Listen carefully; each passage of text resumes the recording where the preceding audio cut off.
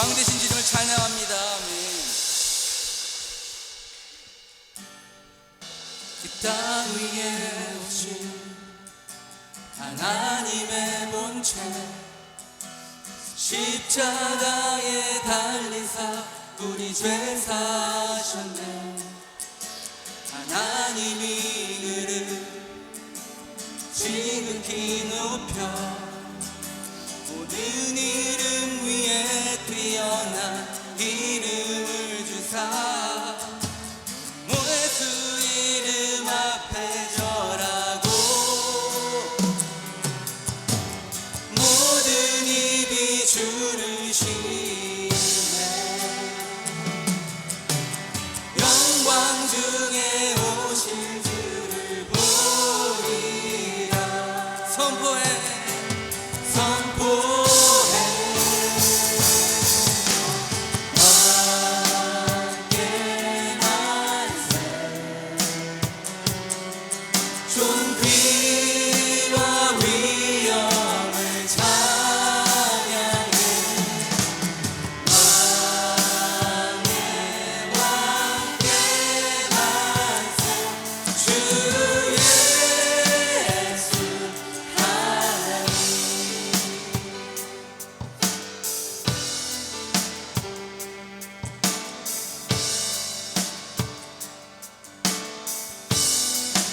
고대 안에 우리 고대 안에 주님 오시는 날 다시 사신 주의 영광 나를 비추네. 사단의 권세는 주 앞에 무너져 생명과 진리의 주 권세 가장 높도다. 예수 이름 앞에 예수 이름 앞에 서라고 모든 입이 주를 시네. 영광 중에 오실 주를 보리라. 다같이 선포해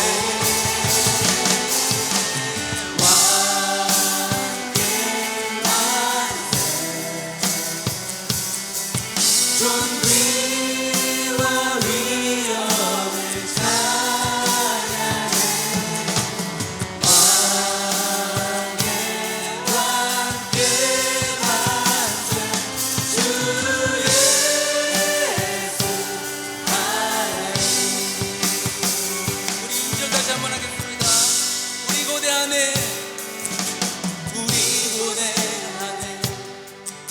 주님 오시는 날 다시 사신 주의 영광 이 땅을 비추네. 사단의 권세는 주 앞에 무너져 생명과 진리의 주 권세 가장 높도다. 우리 예수 이름 앞에 절하고 모든 입이 주를 시네. 영광 중에 오실 주를 보리라. 다같이 선포합시다.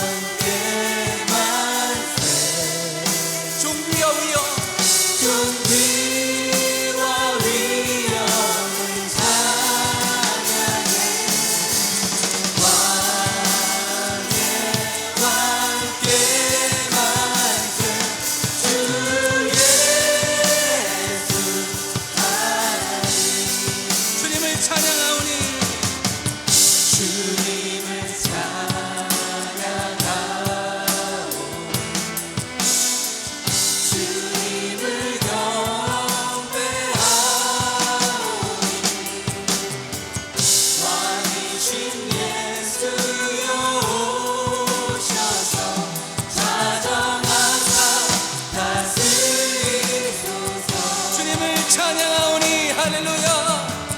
주님을 찬양하오니 주님을 경배합니다. 주님을 경배하오니 왕이신 예수님, 왕이신 예수여 오셔서 찾아가사 다스리소서. 다시 한번 우리 마지막으로 주님을 찬양합니다. 주님을 찬양하오니 경배합니다. 주님을 경배하오니 왕이신 예수님, 왕이신 예수여 오셔서 찾아가사 다스리소서.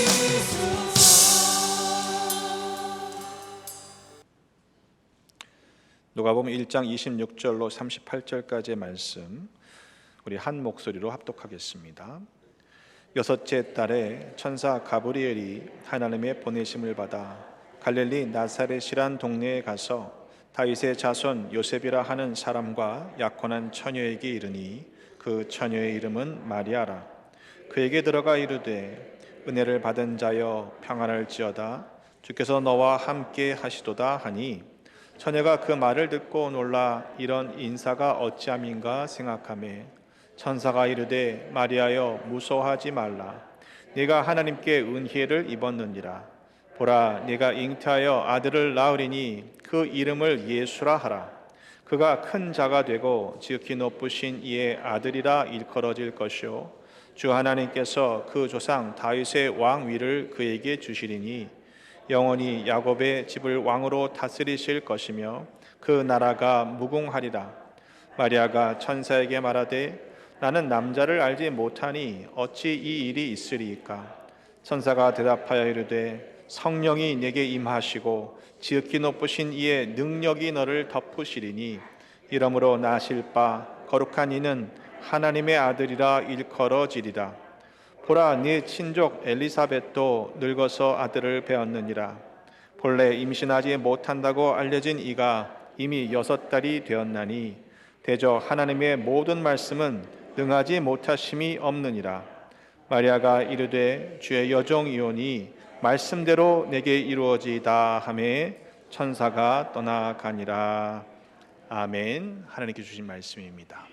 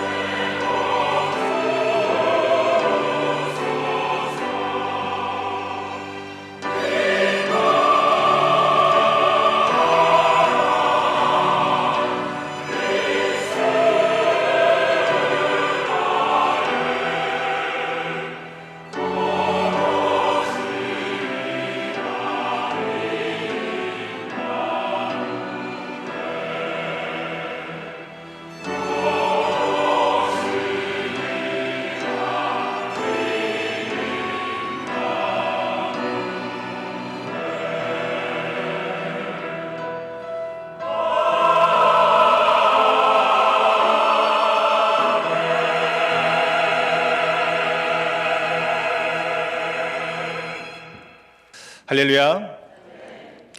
우리 교회가 은혜 충만, 성령 충만한 교회인 줄로 믿습니다. 어제 그제 여선교회가 한 80여 명 정도 기도원에 올라가셔서 뜨겁게 기도하시고 또 찬양하시고 또 교제 나누시고 또 은혜를 풍성히 누리고 왔습니다. 2주 전에는 남선교회 우리 남성 성도들이 은혜 동산에 올라가셔서 80여 명 정도가 뜨겁게 은혜를 받았는데, 이렇게 은혜를 사모하고 갈망하는 성도들이 많은 것이 복인 줄로 믿습니다. 앞으로도 계속해서 성령 충만, 은혜 충만한 우리 베다니가 되시기를 주님의 이름으로 축복합니다. 오늘은 마리아의 이야기를 통해서 은혜를 나누려고 합니다. 어떤 한 가정에 부부에게 아기가 생기고 또 그 아이를 출산하고 또 키워가는 것은 참 복된 일이죠. 평상시 웃음이 없던 가정에도 아기가 있으면요, 웃음꽃이 피는 것이 자연스러운 일입니다. 하지만 오늘 본문의 말씀 속에서 등장하는 한 가정에 아기가 임신되는 과정을 보면 그렇게 해피할 만한 평화로운 상황은 아니라는 것을 우리가 알 수 있습니다. 본문은 6째 달에로 시작하고 있습니다. 천사가 마리아에게 나타난 그 시점이 6째 달이라는 것이죠. 앞절의 말씀들을 연결시켜 보면 마리아의 친족이었던 엘리사벳이 아기를 가진 지 6째 달이 된 시점입니다. 뭐 그게 대단한 일 아닐 것 같은데, 그 엘리사벳이란 여인을 소개하고 있는 앞절의 말씀들을 보면 평소에 그 가정에 아기가 없었던 것을 보게 됩니다. 또 나이가 많아졌어요. 그 남편이었던 사가랴라는 사람은 제사장이었는데 그 두 사람이 영적으로 사실은 신실했던 의로운 사람이었다고 성경은 기록합니다. 두 사람은 하나님 앞에 의인이었고 주의 모든 계명과 규례를 지켜서 흠이 없었다라고 말씀하고 있어요. 그런데 어찌된 일인지 하나님께서 그 가정에 생명을 주시지 않았던 것이죠. 나이를 짐작해 보면 나이가 많았다라고 그러는데 얼마나 많았는지를 정확하게 기록하지는 않습니다. 하지만 사가랴가 제사장의 직무를 감당하고 있는 것을 보면 율법의 규정대로 볼 때에 50살은 넘지 않았을 것 같습니다.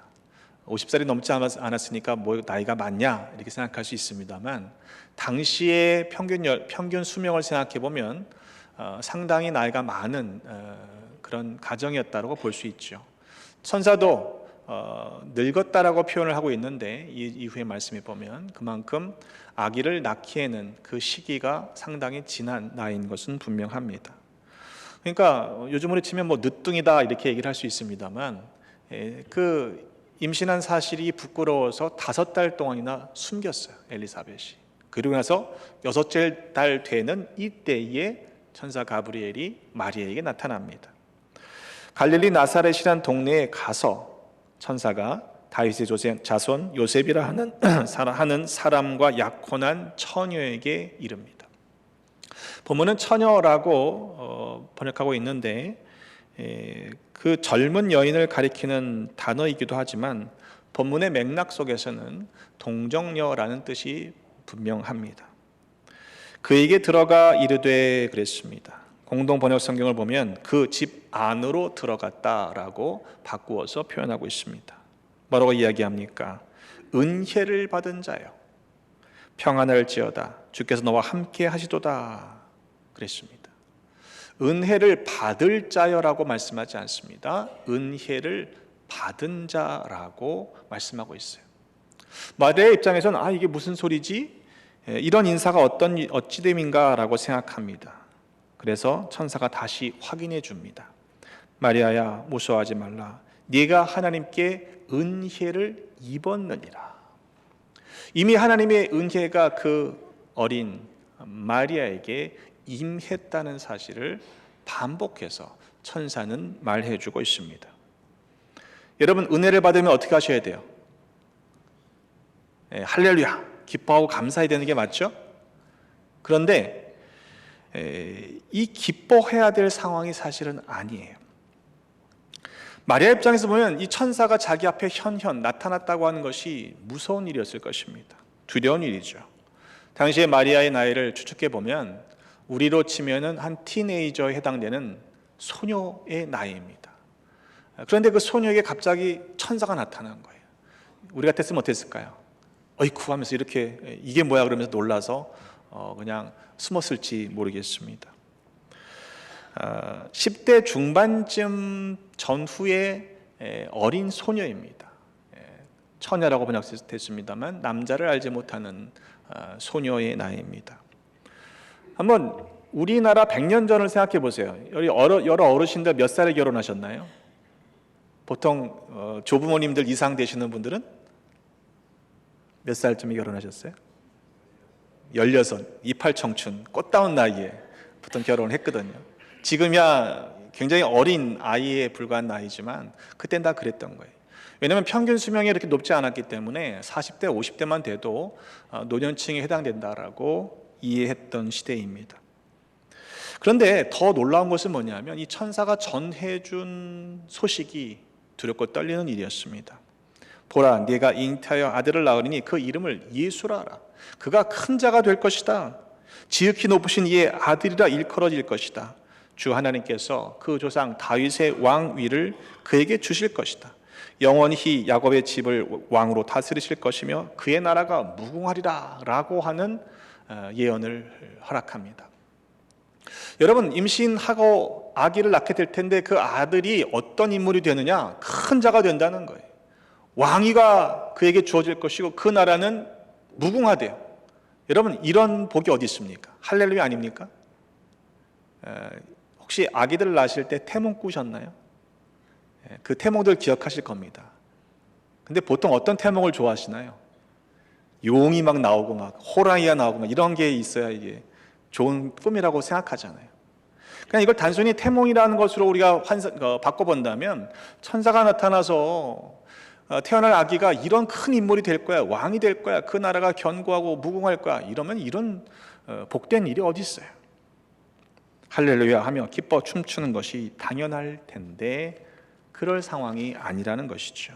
왜냐하면 지금 마리아가 만약 정말로 잉태해서 아기를 낳게 되면 큰일 날 일이 되기 때문입니다. 그는 약혼한 상태입니다. 그렇다고 요셉이라는 약혼자가 그렇게 뭐 대단한 인물이 아니잖아요. 그의 결혼 생활을 통해서 아기가 낳아지고 그 아들이 큰 자가 되고 왕이 된다는 이야기가 아니지 않습니까? 가난한 청년에 불과했던 요셉입니다. 만약 마리아가 약혼한 요셉을 통해서 아기를 낳지 않고 다른 방법을 통해서 아기를 낳게 된다면 그것은 결코 용납될 수 없는 일이었습니다. 당시 이스라엘의 결혼 풍습을 보면 신부의 아버지가 지참금을 받고서 결혼할 남자와 약혼을 시킵니다. 이게 요즘에도 일어나는 일이에요. 케냐에 가보니까 그 신부를 얻으려면 신랑이 지참금으로 염소를 갖다 주고 막 그러더라고요. 지금도 일어나는 일이지 않습니까? 약혼 기간은 약 1년 정도가 된다고 합니다. 약혼은 실질적인 결혼 생활이 허락되지는 않습니다만 법적인 효력은 결혼과 그리 다르지 않게 동일하게 영향을 끼칩니다.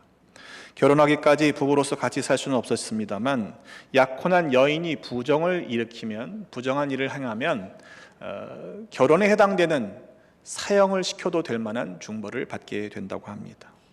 만약 약혼 기간 중에 신랑이 어떤 안타까운 사정으로 죽게 된다면 결혼하진 않았지만 그 약혼의 효력 때문에 평생토록 과부로 지내야 한다고 하는 상황입니다. 그러니까 우리가 생각하는 약혼과는 좀 차원이 다르죠. 거의 실질적인 결혼 생활을 제외한 법적인 효력이 적용되는 약혼입니다. 자, 그런데 임신을 하게 된다고 생각해 보세요. 만약 자기가 임신한 사실이 드러나면 요셉이 어떻게 생각하겠습니까? 파혼하자고 그럴 거 아닙니까? 그러니까 마태복음에도 보면 요셉이 그 사실이 드러나니까 그냥 그는 의로운 사람이어서 가만히 끊고자 했다라고 기록하지 않습니까? 근데 요셉과의 관계의 문제로 끝나지 않아요. 파혼한다고 끝날 문제가 아닙니다. 그가 요셉을 통하지 않고서 임신했다는 사실이 드러나게 되면 부정한 일이 될 수 있으니까 돌에 맞아 죽게 될 수도 있는 위험한 상황입니다. 그런데 여러분, 그게 뭐라고요? 은혜라는 거예요. 여러분, 그 상황을 은혜라고 선포하는 천사의 말을 듣고서 여러분이 그것이 은혜라고 인정이 되겠냐 이 말입니다. 마리아는 다시 묻습니다.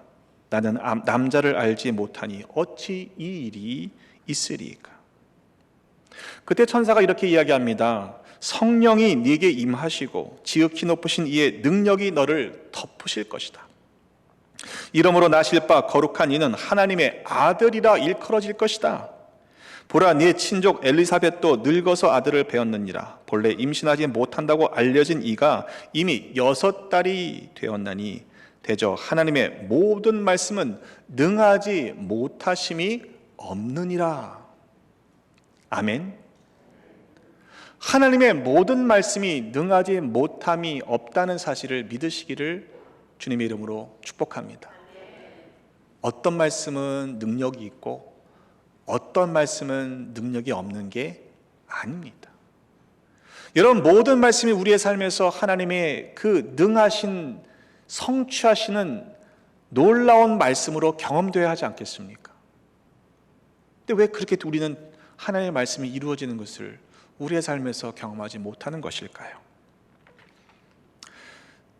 이 엘리사벳과 마리아가 어떤 친족의 관계인지는 명확하진 않습니다만 적어도 수태 예고를 받고서 마리아가 친족 엘리사벳에게 달려가지 않습니까? 빨리 달려가서 그 집에 머무를 때 약 3달 동안을 머뭅니다. 그러니까 아주 먼 사이는 아니에요. 여러분 생각해 보세요. 친족인데 3달 동안 자기 집에 와서 자기가 임신했는데 6개월짜리 애가 있는데 3달 동안 머무는 거 민폐죠, 그죠? 그거를 민폐로 생각하지 않을 정도의 관계였다고 볼 수 있습니다. 여러분, 이미 하나님의 역사하심이 말씀이 그 엘리사벳의 태중의 아이를 통해서 역사하고 있음을 증명해 주신 것이죠. 엘리사벳의 태중에 있던 아기는 세례 요한입니다. 하지만 인간적으로 생각해 보면 그래도 엘리사벳에게는 남편이 있잖아요. 사가랴가 있잖아요. 나이는 많았지만 남편이 있습니다. 또 이스라엘 백성들에게는 이미 성경 말씀을 통해서 아브라함과 사라가 100살과 90살의 아들 이삭을 낳는 놀라운 기적 이야기를 알고 있지 않습니까?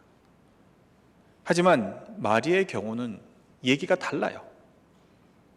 하나님께서 남편이 있는 엘리사벳이나 또 경수가 끊어졌다고 해도 하나님이 하시는 일이니까 아브라함과 사라를 통해서는 역사하실 수 있지만 아직 남자를 알지 못하는 동정녀인 이 마리아에게 이런 일이 일어난다는 것이 이게 쉽게 이해가 되겠느냐 이 말입니다. 만약 여러분의 가정에 그런 일이 일어났으면 어떻게 하시겠어요? 제가 딸이 둘이거든요. 근데 갑자기 아이가 와서 아빠, 저 성령님께서 저 안에 임하셔서 딸 임신을 했어요. 그래? 제가 그럴 수 있을까요? 그렇다 치자고요. 근데 아이가 이제 아이를 임신했으니까 배가 불러올 거 아니에요. 그러면 어떻게 돼요? 성도님들이 보시고 야, 목사님 딸이 임신을 했대 성령으로 라고 믿어지면 얼마나 좋겠어요. 어떤 소문이 날까요? 베다니 교회 목사님 딸이 그렇더래 라고 이상한 소문이 나지 않을까요? 이런 마리아 입장이 되어 보십시오. 이건 매우 위험천만한 일이었습니다. 아직 남자를 알지 못하는 동정녀, 그것도 나이가 10대밖에는 되지 않았던 어린 소녀에 불과합니다. 그런데 마리아는 이렇게 고백하고 있습니다. 주의 여종이오니, 주의 여종이오니 말씀대로 내게 이루어지이다. 여러분, 하나님의 말씀, 모든 말씀은 능하지 못하심이 없습니다. 믿으십니까? 그렇다면 그 말씀이 우리의 삶에서 일어나야 될 거 아니에요. 거기에 결정적인 차이가 있어요. 마리아는요, 자기가 누군지를 알았어요. 주의 여종이라는 사실을 그는 고백하고 있습니다. 그러니 그 말씀이 내게 이루어질 것입니다라고 믿을 수 있었던 것이죠. 만약 요셉이 이 사실을 알면 다른 남자의 아기를 가진 것은 아닌지 오해할 수 있는 충분한 상황입니다. 그럼에도 마리아는 그 말씀이 자신에게 이루어질 것을 받아들였습니다. 자기가 주의 여종이라는 걸 알았기 때문이고 또한 하나님께서 하시는 일이라는 사실을 믿었기 때문입니다. 이처럼 하나님께서 하시는 일들은요, 우리의 생각과 우리의 경험과 우리의 판단을 뛰어넘는 차원의 일이라는 사실을 인정해야 합니다. 놀랄 만한 일들입니다. 때로는 두렵고 떨리는 일들입니다. 때문에 하나님께서 하신 일들을 보면, 우리에게 말씀하시면 믿음이 갈등이 일어나는 것이 당연한 거예요. 왜? 우리는 아직 그런 믿음이 없잖아요. 내게 그런 믿음이 없기 때문에 그 믿음을 요구하시는 하나님의 음성을 들으면, 부르심을 듣게 되면요, 내가 갈등할 수밖에 없는 게 사실입니다. 하지만 정말로 믿음의 반응을 하면, 우리를 부르시는 그 초청의 말씀을 듣고 우리가 아멘 할 수 있다면, 그래서 우리의 발걸음을 믿음의 자리로 옮길 수 있다면 하나님의 말씀이 이루어지는 것을 경험할 수 있다는 사실을 여러분들을 아시게 될 줄로 믿습니다. 성경은 계속해서 이 일을 시작하시고 성취하시는 분이 하나님이시라는 사실을 말씀하고 있습니다. 천사 가브리엘이요, 하나님의 보내심을 받았다고 그랬어요. 천사는 마리아에게 네가 하나님의 은혜를 받았다라고 말씀하고 있습니다. 주께서 너와 함께 하신다라고 선언합니다. 성령님께서 네게 임하실 것이고 지극히 높으신 이의 능력이 너를 덮으실 것이다. 하나님의 모든 말씀은 능하지 못하심이 없다고 선포합니다. 여러분, 오늘 본문 말씀 속에서의 주인공은 마리아가 아닙니다. 이 일의 시작과 끝은 바로 하나님이 하시는 일이기 때문에 그렇습니다. 하나님이 이 모든 스토리의 주인공이 되신다는 사실을 잊지 마시기를 간절히 바랍니다. 여러분, 주의 여정이라고 하는 이 고백이 얼마나 중요한 고백인지 아시죠? 하나님의 말씀 앞에 내가 누구인지를 알고 하나님이 나의 어떤 분이신지를 고백할 때에 그 말씀이 내 삶에서 이루어진다는 것을 경험하시기를 주님의 이름으로 축복합니다. 마리아는 그 사실을 알았습니다. 때문에 되어질 일들이 두렵고 위험한 일이었음에도 불구하고 받아들일 수 있었습니다. 그 말씀이 하나님께서 하시는 일이라는 사실을 믿었기 때문입니다. 천사가 떠난 후에 마리아가 빨리 일어나서 산골로 가 유대의 한 동네에 이르고 사가랴 엘리사벳의 집에 들어갑니다. 엘리사벳이 마리아가 문안함을 들을 때 그 복중에 있던 6개월짜리 아기가 반응을 해요. 근데 어떻게 반응하는가 보면 성령 충만할 때에 이렇게 이야기합니다. 여자 중에 네가 복이 있으며 네 태중의 아이도 복이 있도다. 내 주의 어머니가 내게 나오니 이 어찌 된 일인가. 보라, 네 문안하는 소리가 내 귀에 들릴 때 아이가 내 복중에서 기쁨으로 뛰놀았도다. 주께서 하신 말씀이 반드시 이루어지리라고 믿은 그 여자에게 복이 있도다. 아멘. 주께서 하신 말씀이 반드시 이루어질 것을 믿는 것이 복이라는 사실을 경험하십시다. 근데 놀라운 것은요, 이 엘리사벳의 태중에 있던 6개월짜리 아기가 마리아의 태 속에 있는 아기를 알았다는 거예요. 놀랍지 않습니까? 유대 산골로 갔을 때 얼마나 시간이 걸렸는지 모르지만 시간이 그렇게 많이 걸리진 않았을까요? 며칠쯤? 그렇다고 치면 여러분 생각해 보세요. 태중에 잉태된 아기도 생명이라는 것을 우리는 인정해야 하겠죠. 어쩌면 하나님께서 강제로 그냥 마리아를 택하셔서 임신을 시키시고 알리셔도 뭐라고 그러겠어요? 하나님이 하시는 일인데. 하지만 하나님은 그렇게 일하시지 않습니다. 하나님은 순종하는 자들을 통해서만 일하시기 때문입니다. 만약 마리아가 아멘, 이거 그럴 수 없습니다, 아멘 하지 않았다면 어쩌면 하나님은 다른 가정을 통해서 예수를 보내셨을지도 모를 일입니다. 하나님께서 부르실 때 그 일이 때로는 두렵고 떨리는 일이지만, 위험을 감수해야 되는 일이었지만, 내 생각과 내 상식으로는 받아들일 수 없는 일이었지만, 여러분, 아멘이라는 신앙을 가질 때 구주 예수 그리스도를 태에 품는 복을 마리아는 누릴 수 있다는 사실을 기억하십시오. 하나님의 선택은 능력 있는 자를 들어 쓰시지 않습니다. 오히려 부족한 사람들을 들어 쓰십니다. 고린도전서 1장 26절의 말씀에 보면 형제들아 너희를 부르심을 보라. 육체를 따라 지혜로운 자가 많지 아니하며 능한 자가 많지 아니하며 문벌 좋은 자가 많지 아니하도다. 그러나 하나님께서 세상에 미련한 것들을 택하사 지혜 있는 자들을 부끄럽게 하려 하시고 세상에 약한 것들을 택하사 강한 것들을 부끄럽게 하려 하시며 하나님께서 세상에 천한 것들과 멸시받는 자들 받는 것들과 없는 것들을 택하사 있는 것들을 폐하려 하시나니 이는 아무 육체도 하나님 앞에서 자랑하지 못하게 하려 하심이라고 말씀하고 있습니다. 하나님께서 일하시는 방법은 이처럼 우리와 차원이 다릅니다. 우리의 생각으로 판단해서는 안 될 일입니다.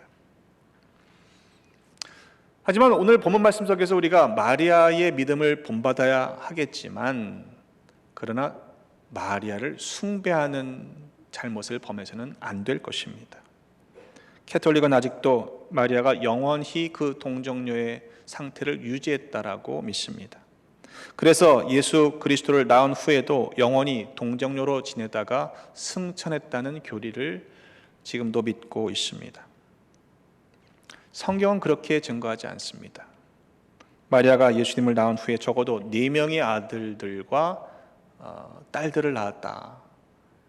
성경에 기록하고 있는데 어머니는 마리아, 그 형제들은 야고보, 요셉, 시몬, 유다라 하지 않느냐. 그리고 그의 누이들은 그랬어요. 그러니까 누이라고 하는 이름은 등장하지 않지만 복수형이기 때문에 적어도 예수님 이후에 태어난 6남매 이상의 동생들이 예수님에게 있었던 것이죠. 성경 어디에도 마리아가 승천했다는 기록은 없습니다. 여러분, 우리의 생각으로 말씀에 더하거나 빼서는 안 된다는 사실을 또한 기억하십시오. 마리아가 만약 동정녀라는 몸으로 아기를 잉태하고 낳는 위험을 감수하지 않았더라면 예수님은 이 땅에 육신의 모습으로 임하지 못하셨을 것입니다. 물론 마리아가 아니었다면 다른 몸을 통해서 태어나셨겠지만 말입니다. 예수님께서 하늘 보좌를 포기하지 않으시고 낮고 낮은 땅에 육신의 모습으로 임하지 않으셨다면, 그 위험을 감당하지 않으셨다면 우리는 결코 지금까지 구원받지 못했을 것입니다. 예수님께서 육신으로 오셔서 그 짐승들의 먹이통 구유에 누이지 않으셨다면 우리는 주님을 믿고 구원을 받지 못했을 것입니다. 주님께서 그 하늘 보좌를 포기하셨기 때문에, 그 구유에 누이셨기 때문에 우리가 주님을 믿고 구원에 이르게 되었다는 사실을 감사하십시다. 하나님의 은혜는 그렇습니다. 우리가 생각하는 것처럼 편안하고 형통하고 문제가 없고 아무런 어려움이 없는 것만 은혜가 아닙니다. 때로 하나님의 은혜는 위험을 감수해야 할 때도 있습니다. 내가 누리고 있는 이 편안한 자리, 안전한 자리를 벗어나야만 하나님의 은혜를 경험하게 될 수도 있다는 것을 기억하십시다. 내가 지금 생각하고 있는 은혜의 자리가 어디인지 이 대강절 절기 한번 여러분의 자리를 살펴보십시오. 그냥 안전한 자리, 편안한 자리에 내가 머물고 있지는 않은가? 주님이 우리에게 믿음을 요구하셔서 믿음의 자리로 나오라 라고 부르시는데 여전히 내 이 편안한 반경 안에 안주하고 있다면 하나님의 말씀이 선포되었다고 해도 그 말씀이 내게 이루어지는 은혜를 경험하지는 못하게 될 것입니다. 하나님의 모든 말씀은 능하지 못하심이 없습니다. 여러분, 이 하나님의 말씀이 여러분의 삶에서 경험되는 복을 누리시기를 주님의 이름으로 축복합니다. 주의 여종이오니, 주의 종이오니 그 말씀이 내게 이루어지리다 라고 하는 이 믿음을 소유하시기를 주님의 이름으로 축복합니다. 그 말씀에 순종할 때에 정말로 하나님의 그 말씀이 우리의 삶에서 누려지는 복된 삶을 살아가시기를 다시 한번 주님의 이름으로 축복합니다. 기도하겠습니다. 하나님 아버지, 이 땅의 독생자 아들 예수 그리스도를 허락해 주셔서 우리로 하여금 구원받는 선물을 주셨으니 감사드립니다. 하나님 아버지는 아들을 내어주시기까지 고통을 감수해 주셨고, 또 예수님께서는 하늘 보좌를 버리고 육신을 입으사 십자가에 달려 죽기까지 우리를 사랑하셨는데, 여전히 우리는 내가 누리는 풍요와 안전한 삶에 머물려고 말씀에 순종하지 못할 때가 많았음을 회개합니다. 이유로는 하나님의 말씀에 순종함으로 하나님의 말씀이 우리의 삶에서 경험되는 복을 누리게 하여 주옵소서. 그래서 참 생명이신 예수 그리스도 안에서 진정한 평안을 얻게 하여 주옵소서. 평화의 왕으로 이 땅에 오신 우리 주 예수 그리스도의 이름으로 기도하옵나이다. 아멘. 우리 다 함께 일어나셔서 결단 찬송 올려드리겠습니다.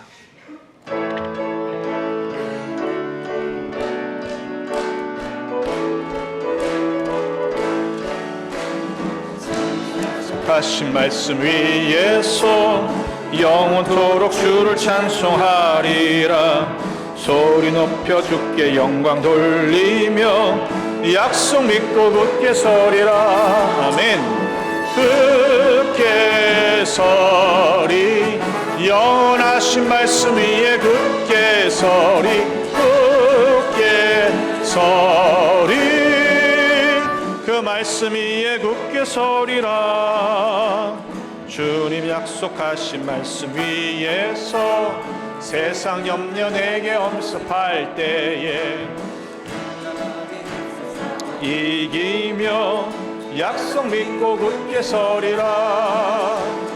굳게 서리, 영원하신 말씀 위에 굳게 서리, 굳게 서리, 그 말씀 위에 굳게 서리라.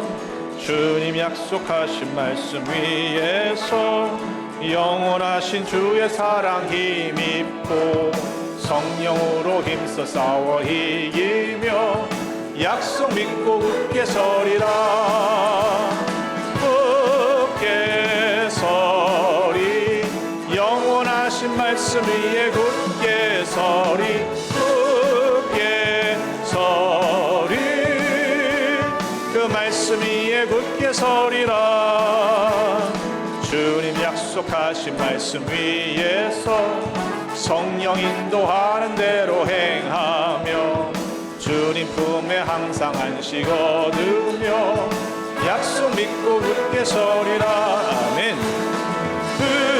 굳게 서리, 영원하신 말씀 위에 굳게 서리, 굳게 서리, 그 말씀 위에 굳게 서리라. 굳게 서리, 굳게 서리, 영원하신 말씀 위에 굳게 서리, 굳게 서리, 그 말씀 위에 굳게 서. 다시 한번 굳게 서리, 굳게 서리, 영원하신 말씀 위에 굳게 서리, 굳게 서리, 그 말씀 위에 굳게 서리라. 아멘. 우리 다 함께 결단의 기도 올려드리겠습니다. 이번 한 주간 또 우리의 평생을 살아가면서 말씀 위에 굳게 살아가겠습니다. 주신 말씀이 어떠한 말씀일지라도, 때로 위험한 일일지라도, 두렵고 떨려는 일일지라도 포기하지 아니하고 순종하며 아멘하며 나아가겠습니다. 그래서 그 말씀이 우리의 삶에서 경험되는 복을 누리며 살게 은혜를 주옵소서. 우리 주여 부르짖고 함께 결단에 올려드리겠습니다. 주여. 아버지 하나님, 은혜를 감사합니다. 오늘도 예배 가운데 우리를 불러 모아주시고 하나님의 말씀을 듣는 은혜를 주심을 감사합니다. 하나님의 모든 말씀은 능하지 못하심이 없는 줄로 믿습니다. 이 말씀 우리 삶에서 경험되는 복을 누리게 하여 주시옵소서. 믿음의 삶을 살아가는 모두가 되기를 간절히 소망합니다. 하나님께로 그것이 위험한 일일지라도, 하나님 그 말씀에 부담되고 두렵고 떨리는 일일지라도 우리 안전한 자리에서 머물러 있지 않게 하시고 안주하지 말게 하시고 믿음으로 반응하게 하셔서 하나님의 부르심에 그 부르심의 자리에 나아감으로 말미암아 순종함으로 아멘함으로 말미암아 예배하신 그 말씀이 이루어지는 복을 누리게 하여 주시옵소서. 우리 사랑들을 축복합니다. 저들의 삶, 저들의 가정, 저들의 모든 상황과 모든 현실 가운데 두렵고 떨리는 마음으로 살아갈 때 믿음으로 하나님께서 반응하는 자들에게 복을 주셔서 그 말씀이 성취되는 은혜를 누리게 하여 주시옵소서. 모두 감사드립니다. 아버지 예수 도와주시옵소서. 도와주시옵소서. 아버지 하나님 은혜를 감사합니다. 우리들을 말씀으로 인도하여 주시니 감사합니다. 때로 그 말씀이 부담스럽고 또 두렵고 떨리는 일지라도 아멘으로 순종하며 따라가겠습니다. 그래서 그 말씀이 모든 말씀이 복이 되는 은혜를 경험케 하여 주시옵소서. 이번 한 주간 우리의 평생을 살아가며 말씀의 굳건히 세워지는 우리 모두가 되게 하셔서 주님의 은혜를 더욱더 풍성히 누리는 하나님의 자녀 되게 하여 주시옵소서.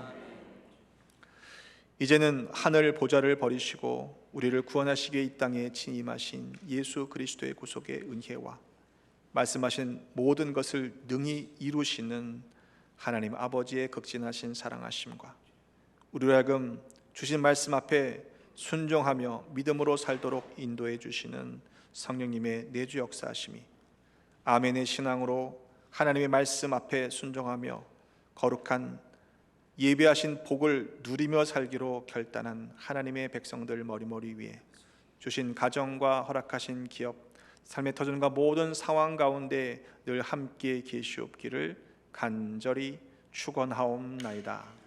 아멘.